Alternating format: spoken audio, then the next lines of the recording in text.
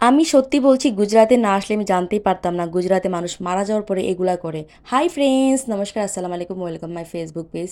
তোমাদেরকে কি আর বলবো, এই ভিডিওটা আমাদের বাসার একজন মারা যায়।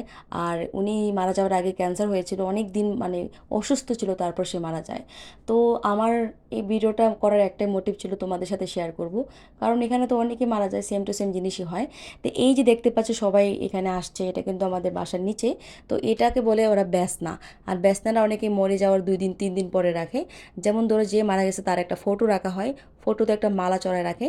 তারপরে অনেকে আসে, আত্মীয় স্বজন আমাদের ফ্ল্যাটের থেকে মানুষ যায়, তারপরে আসে, আইসা বসে, তারপরে টাকা দেয়, ফটোর সামনে দেখবে টাকা দিতেছে, টাকা দিয়ে দিয়ে চলে যায়। 50 টাকা, 10 টাকা, 5 টাকা, 20 টাকা, 100 টাকা, যার যত দিতে মনে চায়।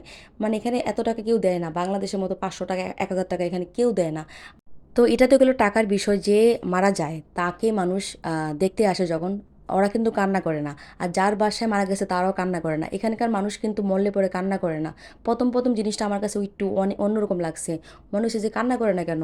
আমি কিন্তু আমার হাজব্যান্ডকে জিজ্ঞেস করলাম যে প্রথম যখন আমার হাজব্যান্ডের মানে ঠাম্মা মারা যায়, আমি বললাম তোমরা কেন কান্না করো না? বলে যে বৃদ্ধ লোক, বুড়া হয়ে গেছে, বয়স্ক হয়ে গেছে, কান্না করে কি করব। পরে দেখি যে এখানে ইয়াং ছেলেরা মারা গেলেও কান্না করে না।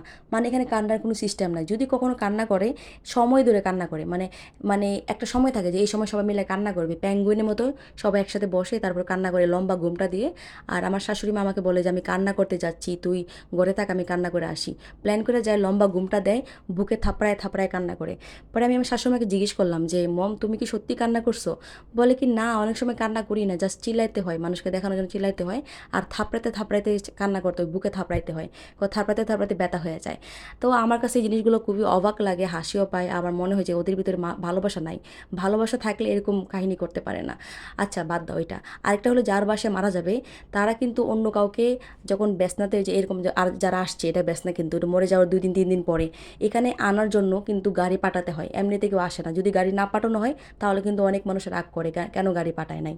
এটা আরেকটা কথা বলি, যখন যে মারা যায় তাকে যখন মানুষ দাহ করতে যায়, মানে যখন দাও হয়ে যায়, যখন ফেরত আসে তখন কিন্তু সবাইকে চা খাওয়াইতে হয়। যদি চা না খাওয়ায় তাতেও অনেক মানুষ কথা শোনায়। এটা কিন্তু এখানকার রিচুয়াল।